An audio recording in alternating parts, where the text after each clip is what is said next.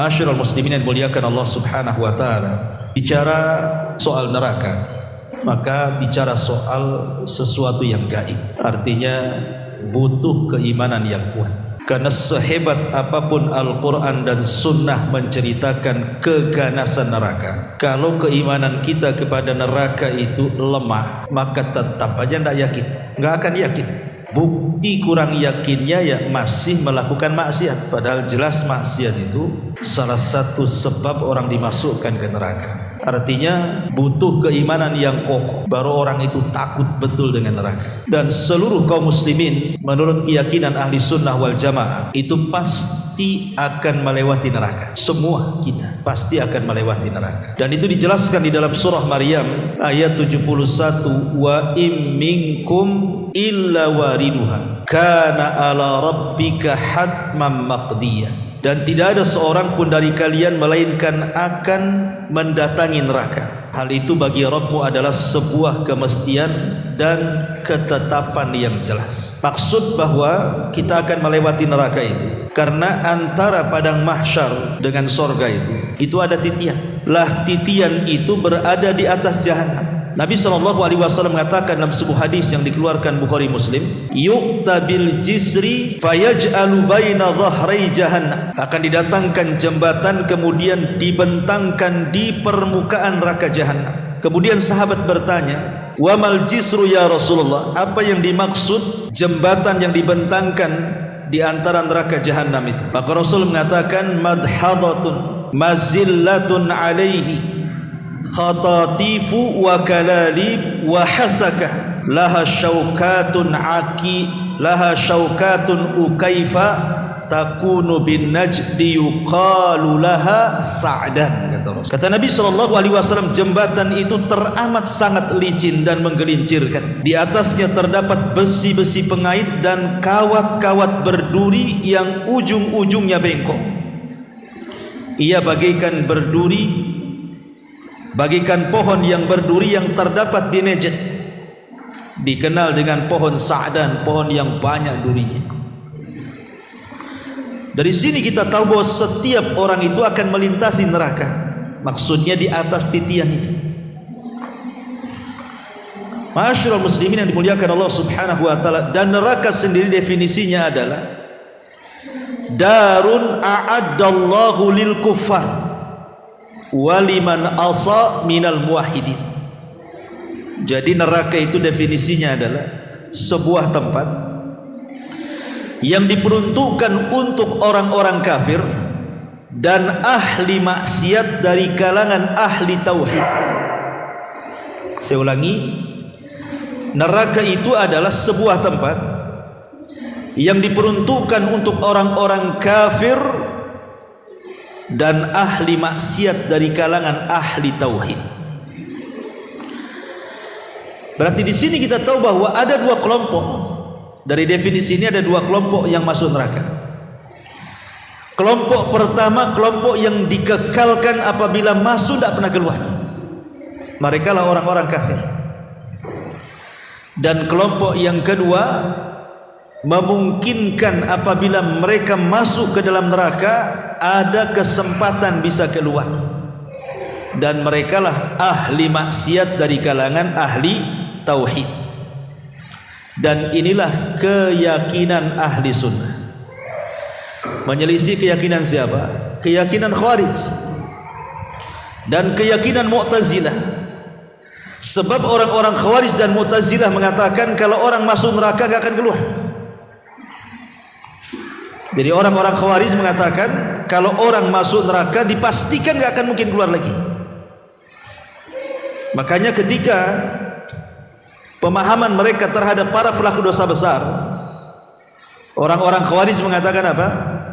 Di dunia kafir, di akhirat dikekalkan di neraka. Tapi Mu'tazilah banci pula dia.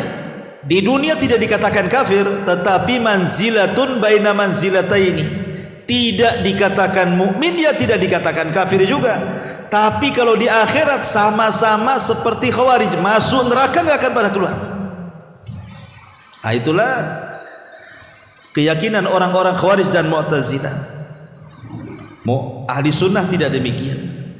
Para pelaku dosa besar mereka mukmin tapi naqisul iman, kurang imannya. Dan kalaupun mereka harus masuk neraka itu adalah tahta masyiatillah, di bawah kehendak Allah. Kalau Allah mau tidak dimasukkan ke neraka, tapi kalau Allah mau Allah masukkan ke neraka, kemudian setelah habis dosanya dikeluarkan. Itulah keyakinan al-wasat namanya. Makanya ada istilah akidah wasitiyah, tengah-tengah ya. Ma'asyiral muslimin yang dimuliakan Allah Subhanahu wa taala, lah di antara sifat-sifat neraka ini. Neraka ini ikhwan, dia punya leher. Kemudian juga neraka ini juga memiliki kedua mata, kedua telinga dan satu lisan.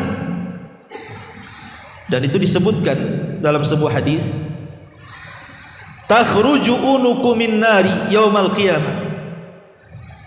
Jadi leher neraka itu akan keluar pada hari kiamat. Laha ainani tubsiran, dia memiliki dua mata yang akan memandang. Wa udhunani tasma'an, dan dua telinga yang akan melihat, yang mendengar. Wa lisanun yantik, dan satu lisan yang akan bicara. Apa kata neraka? Inni wukiltu bisalasin, sesungguhnya aku akan diserahi kepada tiga kelompok. Bikulli jabbarin anid, setiap orang yang sombong lagi berpaling. Wa bikulli man da'a ma Allah ilahan akhar, dan setiap orang yang menyembah selain daripada Allah. Wal bimusawwirin, dan para penggambar-penggambar makhluk yang bernyawa. Lihat di sini bahwa di antara sifat neraka itu punya dua telinga, dua mata, satu leher, satu lisan, dan akan bicara. Kalau Anda atau kita ditanya tentang bentuk neraka, maka Nabi SAW bersabda dalam hadis Uqbah bin Amir radhiyallahu anhu tentang bentuk neraka. Uridat alayyan nar, kata Rasul, satu hari ditampakkan kepadaku neraka. Fa aqbala ilayya minha syai'un hatta dana bimakani hada. Lalu sesuatu menghampiriku hingga mendekat kepada tempatku. Fa khasyitu an taghsyakum, lalu aku takut dia akan menutupi kalian. Fakultu, dan aku katakan, Rabb, wa ana fihim, ya Rabb, aku ada bersama mereka. Fasarafaha, maka Allah Subhanahu wa taala menggeser neraka tersebut ankum, dari kalian. Fa'adbarat kit'atan ka'annaha az-zawabai atau az-zawabi, maka tiba-tiba dia menghilang tapi tampak seperti tikar yang sangat luas. Di sini Nabi SAW digambarkan bentuk neraka seperti tikar yang terbentak. Adapun berapa luasnya neraka, maka dalam hadis Abi Hurairah radhiyallahu anhu, Nabi SAW mengatakan, asy-syamsu wal qamar thawrani mukawwarani fin nari yaumal qiyamah. Kata Rasul, matahari dan bulan akan digulung di neraka kelak pada hari kiamat. Kalau kita cerita luasnya matahari, luasnya bulan tentu luas sekali. Luas bumi saja 1,3 juta kan itu, kali lipat mungkin ya kalau matahari dibandingkan dengan bumi itu. Matahari jauh lebih besar kan. Lah matahari dengan bulan yang sebesar itu, yang matahari saja 1,3 juta lipatan lebih gitu ya, dengan bumi itu dimasukkan ke dalam neraka. Bagaimana nerakanya gitu maksudnya. Kalau ada yang bertanya, lah apa salahnya matahari dan bulan? Kenapa pula dimasukkan ke dalam neraka? Lain kalau manusia yang bermaksiat masuk neraka, wajar karena maksiatnya. Lah maksiat matahari bulan itu apa kan itu? Dia kan makhluk yang tidak bersalah. Allah ketika memasukkan matahari dan bulan itu bukan karena kesalahan matahari dan bulan, tidak, hanya ingin membantah penduduk neraka bahwa ketika di dunia mereka menyembah matahari dan bulan itu bahwa keduanya bukan Tuhan. Buktinya Allah masukkan ke neraka, gitu maksudnya. Makanya Allah Subhanahu wa taala mengatakan la tasjudu lisyamsi wala lilqamari wasjudu lillahi alladzi khalaqahunna in kuntum iyyahu ta'budun. Jangan kalian sujud kepada matahari dan bulan, tapi sujudlah kepada yang menciptakan keduanya. Berarti tidak tahu berapa luasnya neraka itu. Ya kita bisa ukur ketika matahari bulan aja dipendamkan, nah itu kita udah bayangkan. Adapun kedalamannya, maka Nabi SAW mengatakan dalam hadis Abu Hurairah radhiyallahu anhu yang dikeluarkan Imam Bukhari, ketika Rasul sedang kumpul-kumpul para sahabat seperti ini, tiba-tiba ada suara yang menggelegar. Kemudian Rasul bertanya, tahu nggak suara itu? Sahabat mengatakan Allah dan Rasulnya yang tahu. Kata Rasul, hadza hajarun rumiya bihi fin nari mundu sab'ina kharifan falahu wa yahfi fin naril an hina intaha ila qa'riha. Itulah suara batu sebesar unta, katanya, dilempar ke dalam neraka sejak 70 tahun yang silam. Sekarang baru sampai di dasarnya. Jadi kalau orang terjatuh dari titian itu, ikhwan, masuk ke dalam jahanam, Anda bisa bayangkan kita berada terjatuh dari ketinggian di awang-awang itu sampai ke bawah itu, baru sampai ketika sudah lewat 70 tahun. Berarti kan tinggi sekali kan. Neraka itu dalamnya luar biasa. Kalau batu ditimpakan sebesar unta dari titian ke jahanam itu, baru sampai di dasarnya setelah 70 tahun perjalanan. Adapun panasnya api neraka disebutkan dalam Sahih Bukhari, narukum juz min sab'ina juz'an min nari jahannam. Qila ya Rasulullah, in kanat lakafiyatun, qala fuddilat alaihim bi tis'ati wa sittina juz'an kulluhum mithlu harriha. Api kalian di dunia ini merupakan bagian dari 70 bagian api neraka jahanam. Lalu ditanyakan kepada beliau, wahai Rasul, satu bagian itu saja sudah cukup menyiksa para pelaku maksiat sebenarnya. Coba di dunia ini, isi dunia ini semua api, ikhwan. Isi dunia ini semua api kan. Di bawah lautan ada gas api, ya kan? Di bawah tanah ini ada api semua, ada vulkan, ada larva, ada macam-macam kan.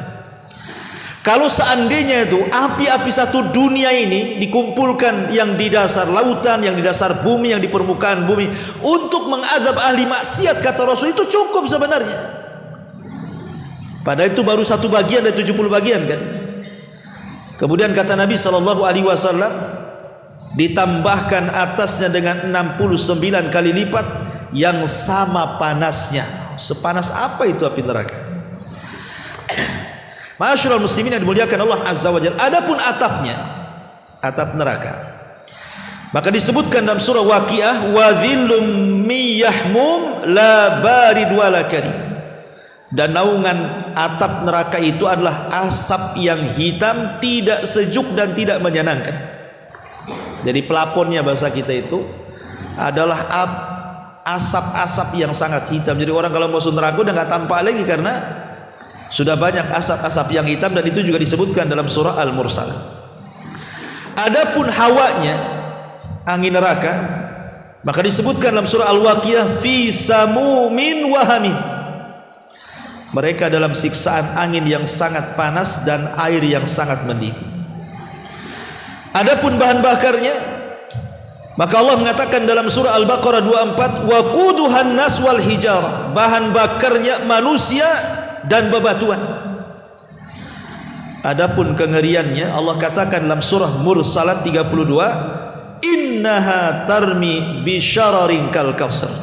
Sungguh neraka itu menyemburkan bunga api sebesar dan setinggi-tinggi istana. Adapun suaranya, maka disebutkan dalam surah Al-Furqan 12, idza ra'atkum min makanin ba'id sami'u laha taghayyudan wa zafira. Apabila neraka melihat mereka dari tempat yang jauh, mereka mendengar suara yang mengguntur dan menggemuruh karena kemarahannya. Adapun para penjaganya, neraka akan dijaga oleh para malaikat yang bersaf-saf. Tidak ada yang bisa keluar dari api neraka. Kullama aradu an yakhruju minha u'idu fiha. Setiap orang ingin kabur dari neraka, dihalau dimasukkan lagi, dihalau dimasukkan lagi. Adapun pintu-pintunya, maka neraka memiliki 7 pintu sebagaimana disebutkan dalam surah Al-Hijr, dan siksaan yang paling ringan sebagaimana disebutkan dalam Sahih Bukhari, inna ahwana ahlin nar adzaban yaumal qiyamah la rajulun tudau fi ahmasi qadamaihi jamratan yagli min huma dimagu. Sesungguhnya seringan-ringan siksa ahli neraka pada hari kiamat orang yang diletakkan bara api di bawah tumitnya namun mampu mendidihkan kepalanya. Naudzubillah. Ini gambaran neraka ya, tidak mungkin saya jelaskan, nanti habis waktu. Kita masuk sekarang, kalau kita sudah tahu ngerinya seperti itu neraka. Makanya kenapa orang-orang yang berhasil keluar dari neraka dan masuk ke dalam surga itu sebuah keberuntungan dalam Quran. Faman zuhziya 'anil nar wa udkhilal jannah faqad faz.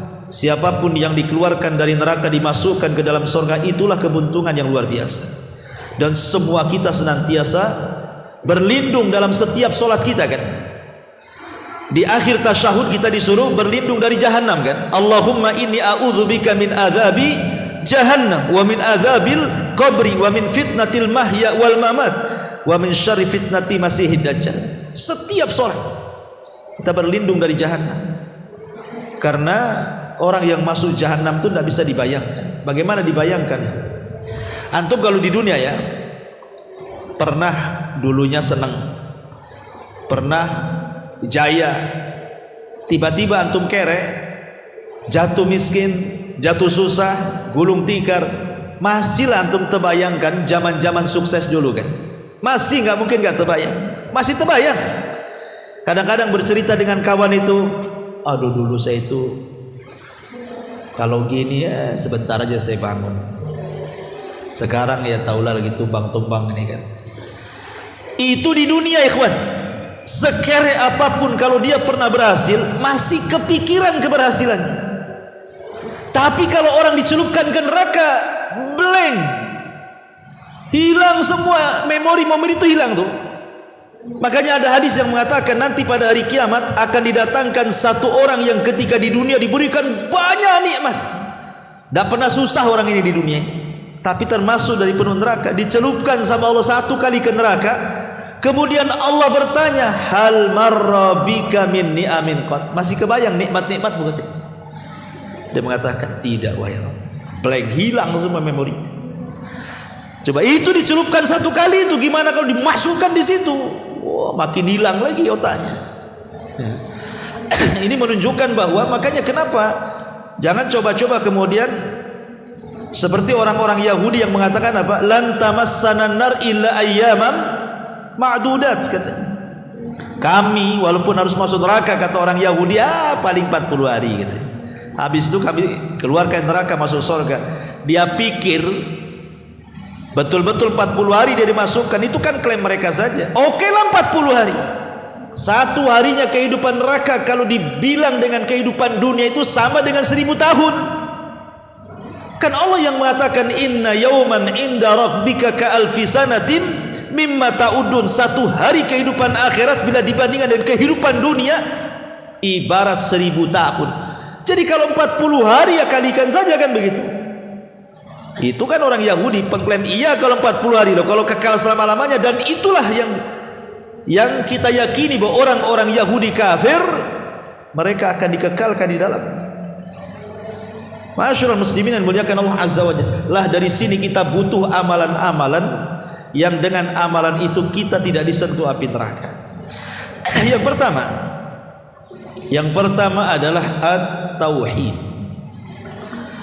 Dan itu disebutkan dalam Sahih Bukhari Muslim dari hadis Anas ibn Malik radhiyallahu an. Nabi sallallahu alaihi wasallam berkata kepada Muadz bin Jabal radhiyallahu an, "Ma min ahadin yashhadu an la ilaha illallah wa anna Muhammadar Rasulullah sidqan min qalbihi illa harramahu Allahu 'alan nar." Tidaklah salah seorang di antara kalian yang bersaksi bahwa tidak ada sembahan yang berhak disembah kecuali Allah dan Muhammad adalah utusan Allah jujur dalam hatinya, kecuali Allah akan haramkan neraka padanya. Kalimat jujur dalam hatinya, sidqan min qalbi, ada catatan para ulama. Ya, maksudnya begini, ikhwan. Apakah hanya semata-mata tauhid itu seseorang akan terbebas dari api neraka? Semata-mata mentauhidkan Allah. Anggaplah dia berzina, dia mencuri, dia riba, yang penting tidak datang ke dukun, yang penting tidak percaya jimat dan tangkal, yang penting tidak minta-minta ke kuburan, ke orang-orang soleh. Pokoknya saya tauhid mantap, Ustaz. Ya, tapi kalau riba masihlah kan itu. Nah, ini biasanya orang-orang yang sudah ngaji tauhid, ya kan? Orang-orang yang sudah hijrah, sudah belajar tauhid kan tidak mungkin lah antum melakukan kesyirikan kan?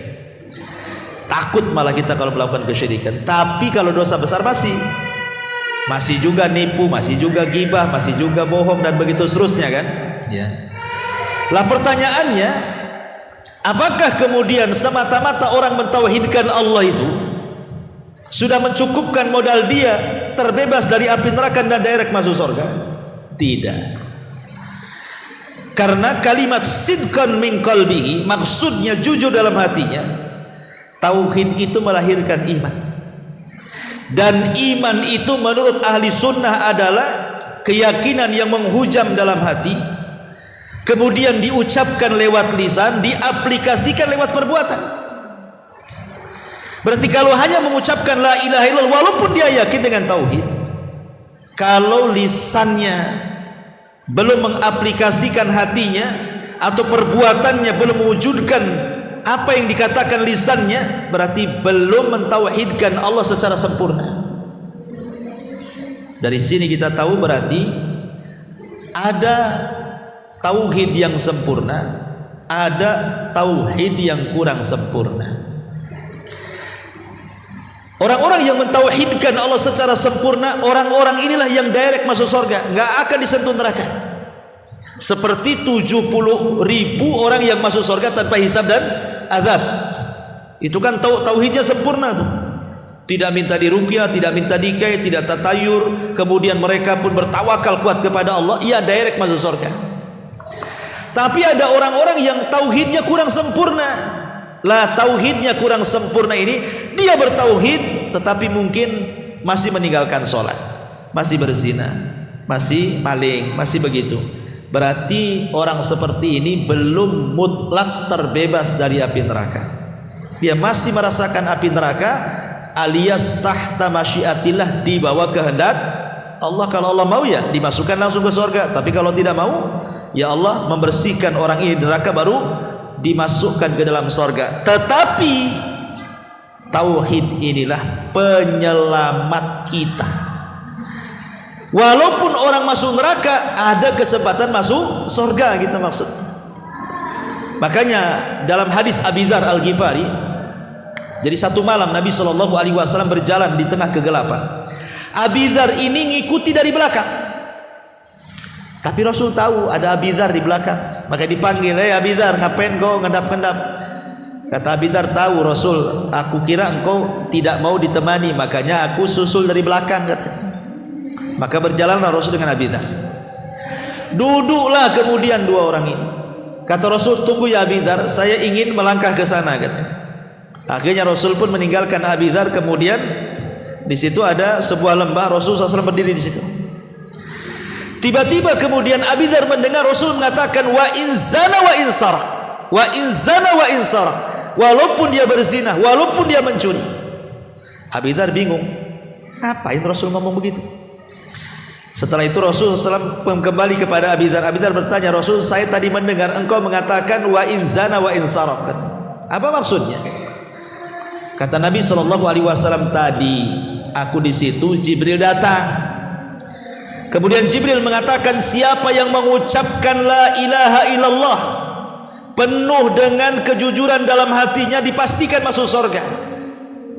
Maka aku katakan wa in zana wa in saraq, walaupun dia berzina, walaupun dia mencuri, wahai Jibril. Kata Jibril, wa in zana wa in saraq, walaupun dia mencuri, walaupun dia berzina. Ulama ketika mensyarah hadis ini, dia mengatakan maksudnya kalimat wa in zana wa in saraq di sini, orang yang bertauhid walaupun dia berzina, walaupun dia mencuri, maksudnya ada kesempatan masuk surga walaupun dia harus masuk neraka dulu, gitu maksudnya. Tetapi pembahasan yang kita jelaskan di sini adalah tauhid yang betul-betul tidak menyentuh pelakunya api neraka adalah tauhid yang sempurna. Betul-betul dia menjalankan tauhid itu dengan rukun-rukun dan syarat-syaratnya. Ini yang pertama. Yang kedua, al-jihadu fi sabilillah. Orang yang berjihad di jalan Allah Subhanahu wa taala, berperang maksudnya. Nabi sallallahu alaihi wasallam mengatakan, "Man ighbarrat qadamahu fi sabilillah harramallahu 'alan nar." Barang siapa yang kedua kakinya penuh dengan debu karena dia berperang di jalan Allah Subhanahu wa taala, maka cukup baginya Allah haramkan neraka padanya. Ini yang kedua, tidak perlu dijelaskan yang kedua. Kita menjelaskan yang penting-penting saja. Kemudian yang ketiga, muhafadzatu ala salawatil khamsati fi waqtiha. Menjaga salat 5 waktu tepat pada waktunya. Dan disebutkan dalam hadis yang dikeluarkan Bukhari Muslim dari Handalah Al-Asadi radhiyallahu anhu. Nabi mengatakan, "Man hafadha ala salawatil khamsi ala wudu'iha wa mawaqitiha wa ruku'iha wa sujudiha yaraha haqqan lillahi alaihi hurrima 'alan nar," kata Rasul. Barang siapa yang menjaga salat 5 waktu, dia jaga wudunya, dia jaga waktu-waktunya, dia jaga ruku dan sujudnya. Ikhwan, kalau kita membahas masalah salat, biasanya selalu diulang-ulang kalimat ruku dan sujud. Kenapa? Karena bagian ini yang dilalaikan manusia. Biasanya orang kalau ruku cepat-cepat, sujud inginnya cepat-cepat, tapi kalau berdiri dia bisa lama-lama. Padahal diampuni orang yang sedang sholat dari dosa-dosanya itu ketika dalam 2 posisi ini. Ketika ruku, kata Rasul, tasaqatat dunubu, dosa-dosanya jatuh. Ketika sujud sama juga, dosa-dosanya jatuh. Itulah makna ketika Nabi SAW mengatakan, bagaimana pendapat kalian kalau di depan rumah kalian itu ada sungai, engkau mandi 5 kali, bukankah akan bersih? Kata sahabat, tentu ya Rasul, pasti badan kami bersih dari daki-daki dan kotoran itu. Begitulah sholat 5 waktu kepada dosa-dosa kalian. Artinya sholat 5 waktu itu bisa membersihkan dosa. Kapan dosa itu jatuh dalam sholat? Ketika ruku dan sujud, gitu. Makanya hadis yang mengatakan ada 60 tahun orang sholat tapi kok nggak diterima sholatnya. Maka Rasul mengatakan karena tidak pernah lurus ketika ruku dan sujud itu, tidak tumakninah, asal-asalan ruku dan sujudnya. Makanya tidak diterima, karena 2 posisi itu sebenarnya dosa-dosa kita itulah diampuni. Terjatuh tuh, berguguran, berjatuhan tuh ketika antum ruku, ketika antum sujud. Makanya perhatikan tuh ketika ruku dan sujud itu, terutama kalau antum sholat sunnah sendirian kan itu, agak dilamakanlah ruku itu dan sujud itu, karena waktu itulah dosa kita runtuh, rontok kan itu. Makanya di sini dibawa-bawa, barang siapa yang menjaga sholat 5 waktu, dia jaga wudunya, dia jaga waktu-waktunya, dia jaga ruku dan sujudnya,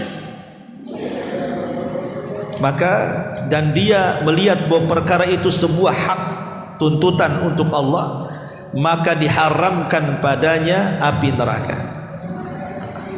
Ya, apalagi anggota sujud itu ada hadis secara khusus kan, harramallahu 'alan nar an ta'kula atharas sujud.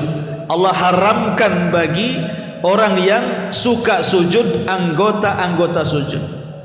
Makanya ketika orang-orang yang masuk ke dalam neraka dan dapat syafaat itu, kan malaikat kan akan mengambil, dan malaikat tidak akan mengenali orang-orang yang masuk neraka yang akan diselamatkan karena syafaat atau karena rahmat Allah kecuali dari cahaya anggota wudunya.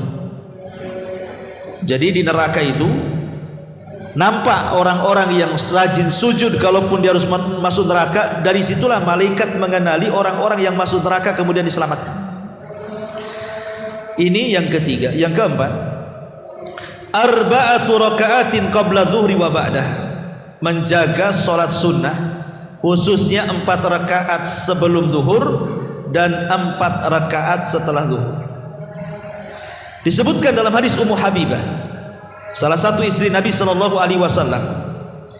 aku mendengar Nabi SAW bersabda, man hafadhu ala 4 raka'atin qabla zuhri wa 4 ba'daha harramahullahu 'alan nar. Barang siapa yang menjaga 4 rakaat sebelum zuhur dan 4 rakaat setelah zuhur, maka Allah akan haramkan dia dari api neraka. Kata Ummu Habibah, setelah aku mendengar hadis ini, maka aku tidak pernah meninggalkan 4 rakaat sebelum dan sesudah zuhur sampai mati, kata Ummu Habibah. Makanya karena keutamaannya besar, sampai Asy-Syaikh Ibnu Utsaimin rahimahullahu taala ketika ditanya tentang hukum orang yang biasa melakukan qabliyah zuhur, tapi karena kesibukannya akhirnya dia luput tidak melaksanakan qabliyah zuhur. Umpamanya antum mengejar ke masjid, tahu-tahu sudah qomat, artinya kan tidak sempat qabliyah kan. Maka kata beliau, maka dia boleh mengqadha setelah zuhur. Jadi berapa rakaat? Ya 2 rakaat saja, diqadha setelah zuhur 2 rakaat, ditambah dengan 4 rakaat setelah zuhur berarti 6 rakaat. Itu maksudnya ya. Jadi kalau yang luput qabliyah zuhur, maka bisa diqadha setelah zuhur tambah 2 rakaat lagi. Kan setelah zuhur 4 rakaat, tambah 2 rakaat lagi katanya. Berarti jadi 6 rakaat, tetapi bukan 6 rakaat sekali salam, tentu 2 rakaat salam, 2 rakaat salam gitu maksudnya. Dan ini juga senada dengan Syekh bin Baz rahimahullahu taala ketika ditanya, maka beliau mengatakan idza fatathu as-sunnatul qabliyatu sunnatadz zuhri. Apabila seseorang luput melaksanakan sunnah qabliyah, sunnah zuhur, fasunnatu yusalliha ba'da zuhri, maka disunnahkan dia salat setelah zuhur. Dan itu berdasarkan hadis Nabi sallallahu alaihi wasallam, Rasul pernah luput sunnah qabliyah zuhur kemudian beliau qadha setelah zuhur. Karena ada perbedaan ya, kalau qabliyah itu waktunya pendek. Kalau qabliyah waktunya pendek karena antara adzan dan qomat. Tapi kalau ba'diyah itu panjang karena sampai habis waktu sholat. Pemanya habis zuhur nih kan ke asar kan panjang tuh, gitu ya. Maka memungkinkan mengqadha gitu ya. Tapi kalau qabliyah kan pendek kan habis adzan ke qomat, itu pendek kali. Ya, makanya dibolehkan qadha kan itu. Ini yang keempat. Kemudian yang kelima, idrak takbiratul ihram 40 yauman mutataliyatan. Antum salat mendapatkan takbiratul ihram imam selama 40 hari berturut-turut. Selama 40 hari berturut-turut antum mendapatkan takbiratul ihram imam. Disebutkan dalam Sahih Al-Jami' yang disahihkan oleh Syekh Nasir Al-Albani, Nabi SAW mengatakan dari hadis Anas bin Malik radhiyallahu an, man shalla lillahi 40 yawman fi jama'atin yudrik takbiratul ula kutibat lahu bara'atani, bara'atun min nar wa bara'atun minan nifaq. Barang siapa yang salat karena Allah 40 hari dalam jamaah mendapatkan takbiratul ihram, maka akan dicatat 2 bara'ah. Apa bara'ah? Berlepas diri. 1 berlepas diri dari api neraka, dan satu berlepas diri dari sifat nifak. 40 hari saja tapi berturut-turut. Makanya untung orang-orang yang mondok di pesantren di bertahun-tahun kan nih.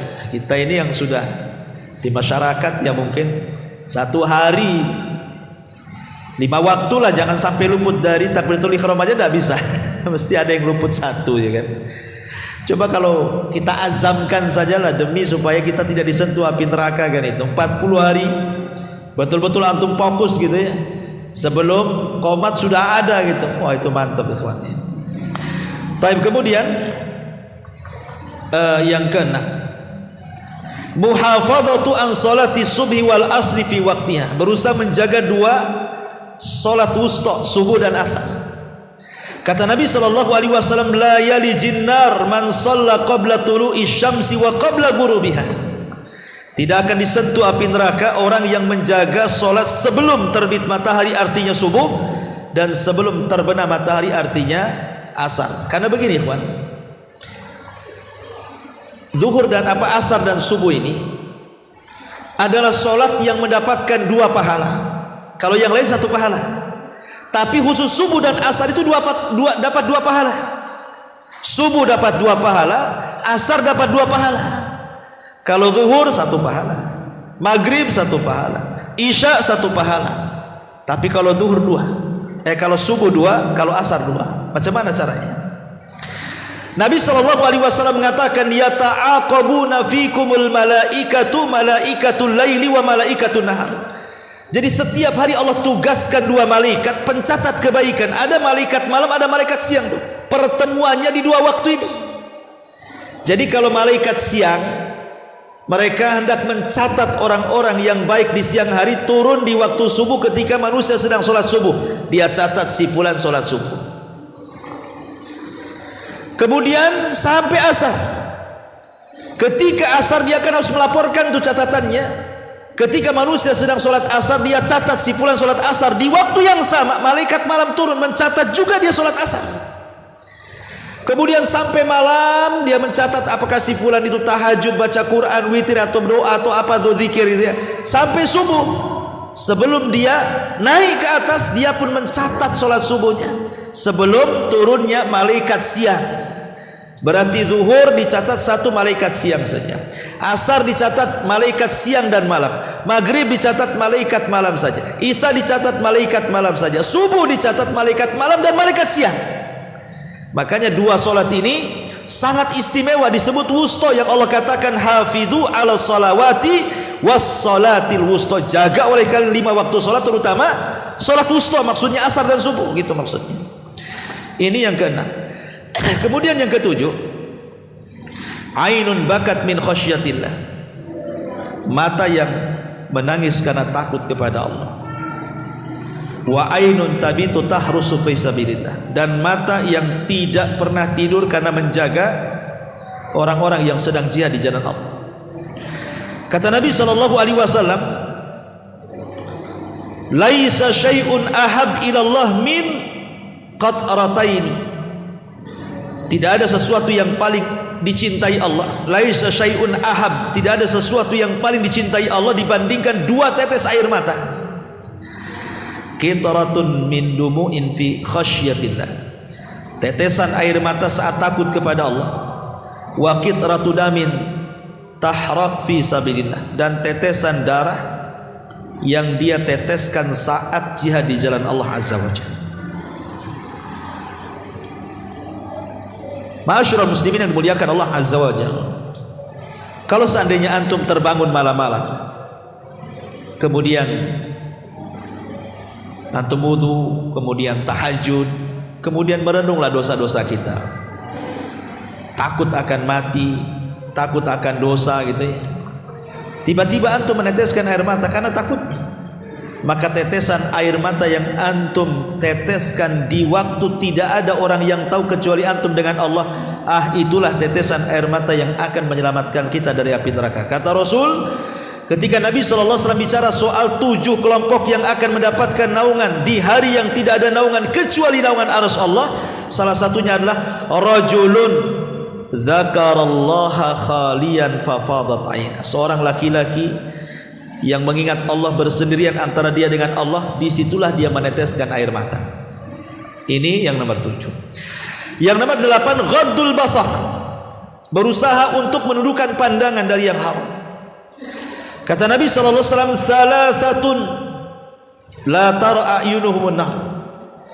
3 orang yang mata-mata mereka tidak akan melihat neraka. Mata-mata mereka tidak akan melihat neraka. Ainun harasat fi sabilillah, mata yang menjaga orang-orang yang berjihad di jalan Allah. Wa ainun bakat min khasyatillah, mata orang yang menangis karena takut kepada Allah. Dan yang ketiga, ainun ghaddat an maharibillah, dan mata yang berusaha menundukkan, tidak memandang hal-hal yang diharamkan oleh Allah Subhanahu wa taala. Dan ini yang agak sulit ya, apalagi dengan dunia medsos. Sekarang itu antum pakai handphone ya, nengok-nengok YouTube itu pula yang keluar, nengok Facebook itu pula gambarnya keluar. Agak sulit ini ya, ghaddul basar. Tapi ya minimalnya usaha lah kan. Kemudian yang nomor 9, as-sabru ala faqlil aulad, sabar kalau seandainya salah seorang di antara anak kita meninggal dunia. Karena Rasul mengatakan, la yamutu li ahadin minal muslimina salasatun minal walad fatamassahun nar illa tahillatal qasami.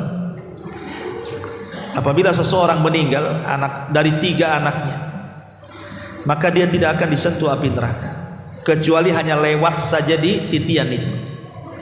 Ya memang semua orang akan melewati titian kan, tapi dia tidak akan disentuh api neraka kalau dia sabar. Kalau anaknya sabar, karena salah satu kesabaran tingkat tinggi dalam musibah itu apabila si buah hati itu meninggal dunia. Kalau orang tua meninggal dunia ya musibah juga, tetapi kan paling beberapa hari sudah hilang sedihnya kan. Kalau istri antum meninggal, memang itu yang mau dimaukan antum biar bisa kawin lagi kan. Begitu juga suami kalau meninggal, itu yang anda doakan kapan suami meninggal. Zalim kali dia sama saya gitu. Artinya oke lah dia yang dicintai kita, ya setahun 2 tahun bisa lah kan itu. Itu yang mungkin hatinya lembut. Ada yang sebentar aja nggak peduli. Tapi kalau anak meninggal, preman-preman pun yang jahat kalau anaknya meninggal tuh nangis sih Pak. Ya. Makanya karena musibah meninggal anak itu luar biasa. Dan ini pernah dialami Nabi. Semua anak-anak Nabi itu meninggal, Nabi masih hidup kecuali Fatimah. Yang paling menyedihkan Rasul itu saat kematian Ibrahim itu, karena itu putra terakhir beliau, dan meninggal saat Rasul sudah usianya sepuh, sudah mau meninggal juga gitu ya, berada Madinah. Jadi saking senangnya Rasul sudah tua, tahu-tahu punya anak laki-laki Ibrahim, kan senang tuh, tiba-tiba meninggal. Ya tentu, kenapa Nabi tidak boleh ada anak laki-laki? Itu sudah takdir Allah kan, karena biasanya kalau Nabi punya anak jadi Nabi, itu masalahnya. Sementara tidak ada Nabi setelah Nabi kan gitu. Kalau Nabi punya anak laki-laki nanti jadi Nabi. Makanya lihat Nabi Daud punya anak Sulaiman jadi Nabi, Nabi Ibrahim punya Ishak Ismail, dua-duanya jadi Nabi kan itu ya. Kemudian Nabi Adam punya anak Sis jadi Nabi. Jadi makanya kenapa Rasul itu tidak punya putra laki-laki, semua diwafatkan, karena salah satu hikmahnya seperti itu.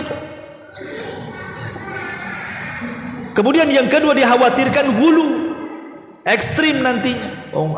Sama cucunya Nabi aja dari Fatimah itu orang sampai nyembah orang-orang Syiah itu sama Hasan Husain kan. Apalagi anak Nabi lagi kan gitu. Maka disembah lagi lah. Jadi Nabi SAW saat kematian Ibrahim itu sedih mendalam sampai dia nangis 3 hari. Abdurrahman ibn Auf ini bertanya kepada Rasul, engkau kan yang melarang niyah, tidak boleh menangis ketika kematian. Kata Rasulullah, ya Abdurrahman, ini tangisan rahmat bukan niyah. Bagaimana aku tidak nangis? Kata Rasul, innal aina la tadma wa innal qalba la tahzan wa inna bi firaqika ya Ibrahim la mahzunun. Yang namanya mata itu bisa meneteskan air mata wahai Abdurrahman. Namanya hati itu bisa terenyuh dengan kematian Ibrahim. Dan perpisahan aku dengan Ibrahim itu memang cukup melelahkan, menyesakkan dada.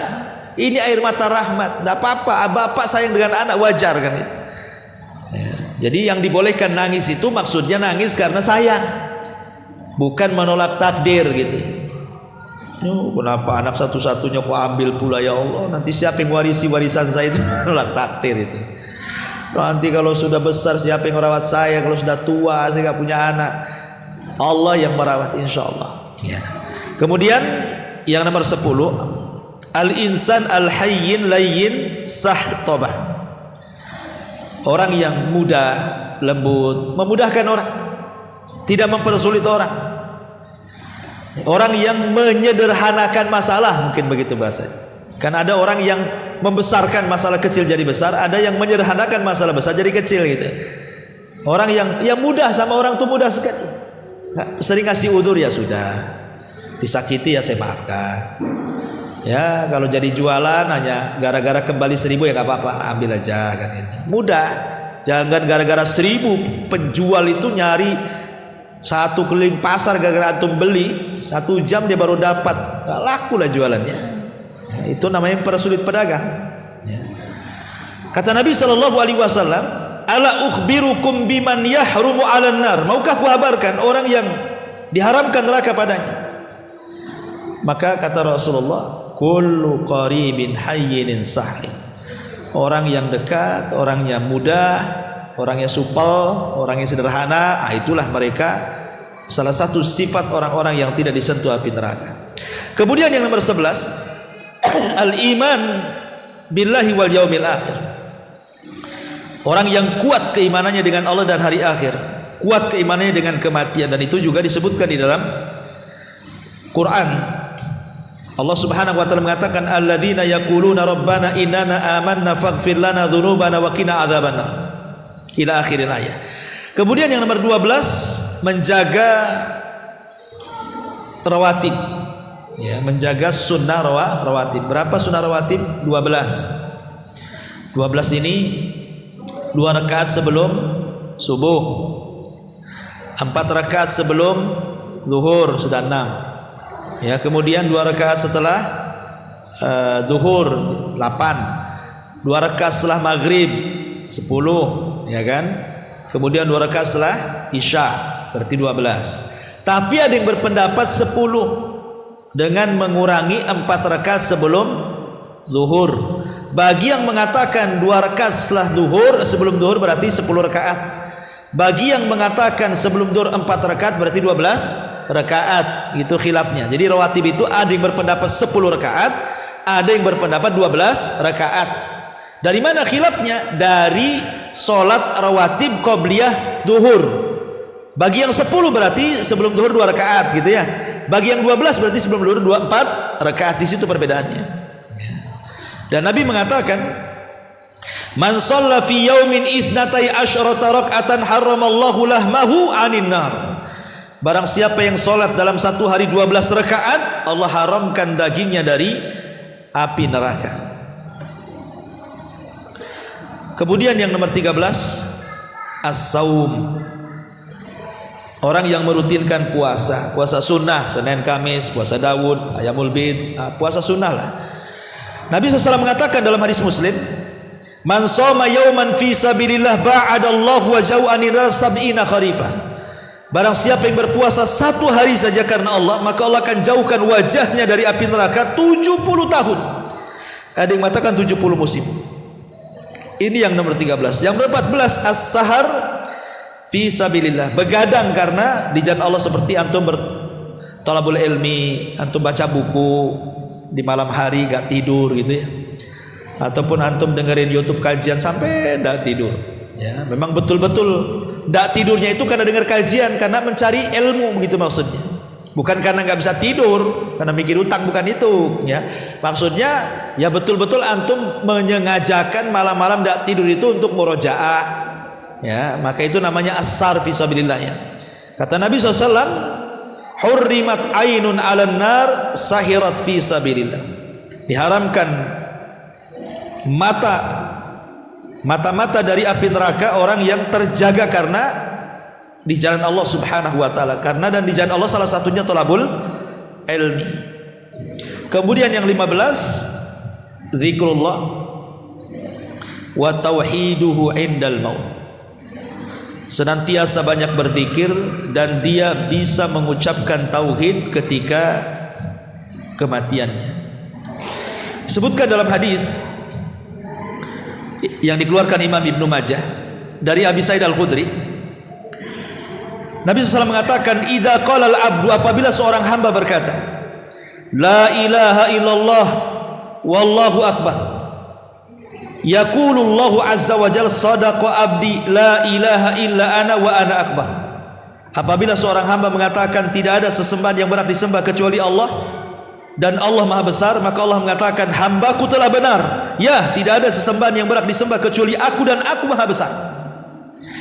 Wa idza qala al-abdu, tetapi kalau hamba mengatakan la ilaha illallah wahdah, tidak ada sesembahan kecuali Allah saja, maka Allah mengatakan, shadaqa abdi, hambaku telah benar, la ilaha illa ana wahdi, karena tidak ada sembahan yang berhak disembah kecuali aku saja.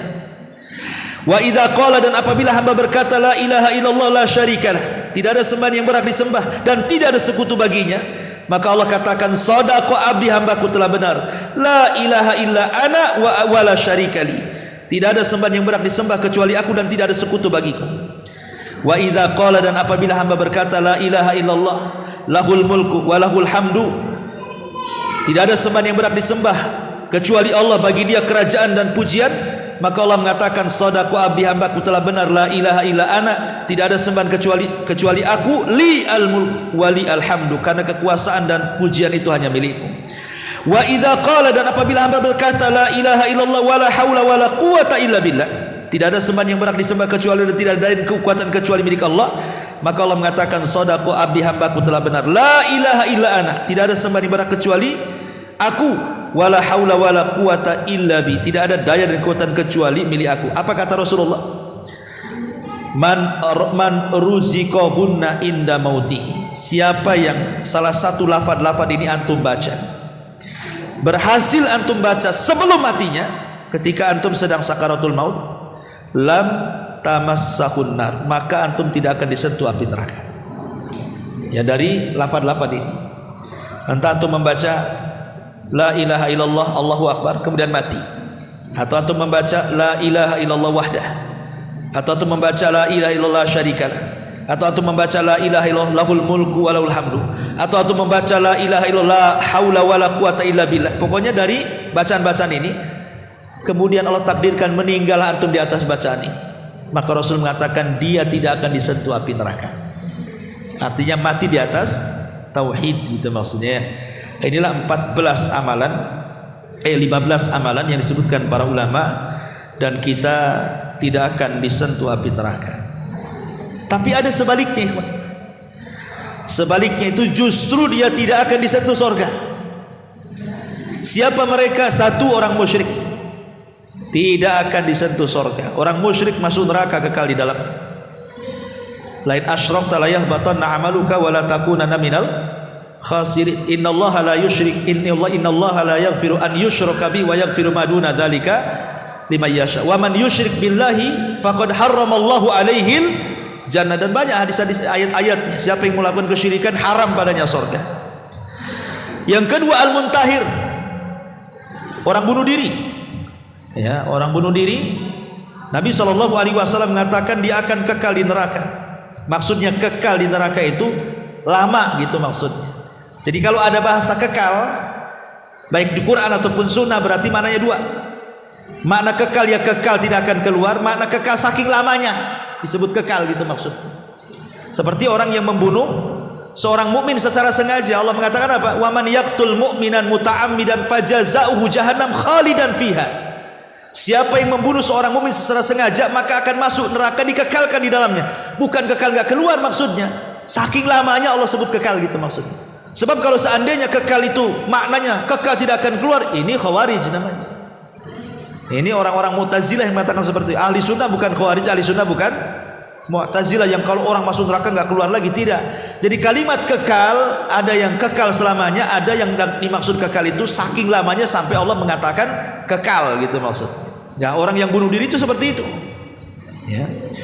Padahal niatnya bunuh diri itu supaya mengakhiri, supaya dari keperitan hidup kan, malah masuk neraka lama-lama pula di situ. Tujuannya itu mau istirahat orang bunuh diri itu. malah masuk neraka kekal lama-lama di situ. Kemudian yang nomor 3, al-imamul ghas li ra'iyati. Ini pemimpin yang ghas, penipu rakyatnya. Ini musim kampanye nih, musim politik. Wah, semua janji keluar.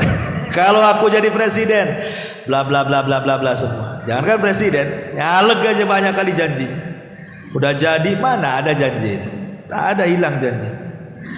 Kemudian qati'ur rahim, memutus silaturahim. Kemudian manida ila ghairi abi, mengklaim kepada yang bukan bapaknya, ngaku turunan Nabi padahal tidak sampai ke Nabi, yang ada ke Abu Jahal pula. Ya. Nah, ini kan bahaya. Ngaku Nabi itu harus keturunan Nabi, harus jelas nasabnya, badannya jelas. Kan ada badan khusus. Para ulama itu menyebutkan ada badan-badan yang memang dikenal kalau dicatat di situ ya turunan Nabi. Yang kedua, kabilahnya dikenal, seperti di Saudi, di Yaman kan dikenal oleh kabilah-kabilah. Oh, memang kalau kabilah itu sampai kepada Nabi gitu. Kalau di sana memang mudah mengenali, kalau di Timur Tengah kan, Saudi atau di Yaman. Kalau di negeri kita ini susah pula. Ya. Karena saya mendengar ada juga nasab beli. Jadi kalau ingin beli sampai ke turunan Nabi itu beli nasab. Oh, masa nasab dibeli? Padahal mengaku kepada yang bukan turunannya tidak boleh. Pamannya antum ngambil anak angkat, kemudian dinasabkan kepada bapak angkat, tidak boleh. Kenapa? Karena nanti konsekuensinya banyak hukum-hukum yang kabur di situ, seperti mahram, waris, wali, kan nanti susah nantinya.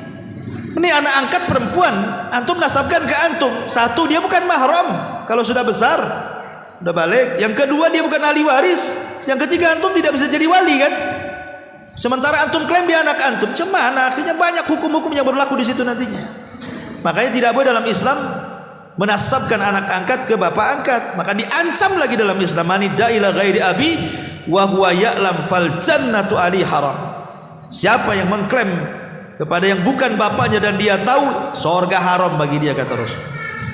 Kemudian man qatala muahidan, orang yang membunuh kafir yang ada perlindungan dari negara Islam, atau kafir dhimmi, kafir muahid, kafir musta'man, itu tidak boleh dibunuh. Kalau dibunuh lam yajid raihatal jannah, tidak akan mendapatkan bau surga. Kemudian yang terakhir, 3 kelompok yang disebutkan dalam satu redaksi hadis. Kata Nabi SAW, salasatun la yadkhulunal jannah. Ada 3 kelompok yang tidak akan masuk surga. Al-aquli walidaini, durhaka sama orang tua. Wadayuth, kepala rumah tangga yang tidak punya kecemburuan keluarganya maksiat. Kemudian warrajilatu minan nisa, perempuan yang kelaki-lakian, ya, tomboy bahasa kita. Dalam riwayat yang lain, salasatun la yadkhul jannah, 3 orang tidak akan masuk surga. Mudminul khamri, orang yang gemar minum khamr.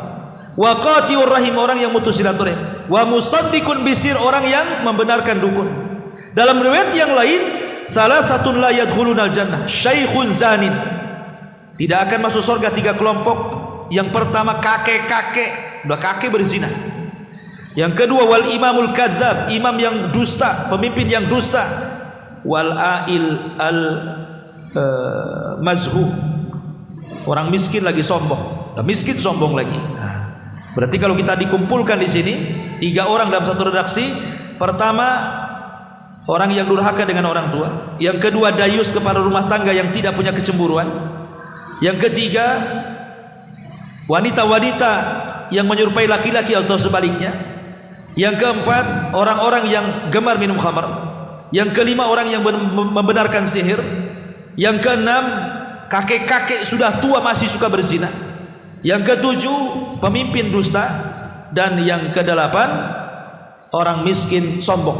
Nah, ini disebutkan mereka tidak akan masuk surga. Artinya tidak masuk surga awalian, maksudnya tidak akan masuk surga bersama rombongan yang awal-awal gitu maksudnya. Bukan sama sekali nggak masuk surga, artinya maksudnya tidak masuk surga bersama orang-orang yang awal, dia belakangan tak masuk neraka dulu baru masuk surga, begitu maksudnya. Nah, inilah diantara orang-orang yang diharamkan surga dan orang-orang yang diharamkan dari api neraka, dan tadi sudah dijelaskan gambaran tentang neraka. Wallahu a'lam bishawab.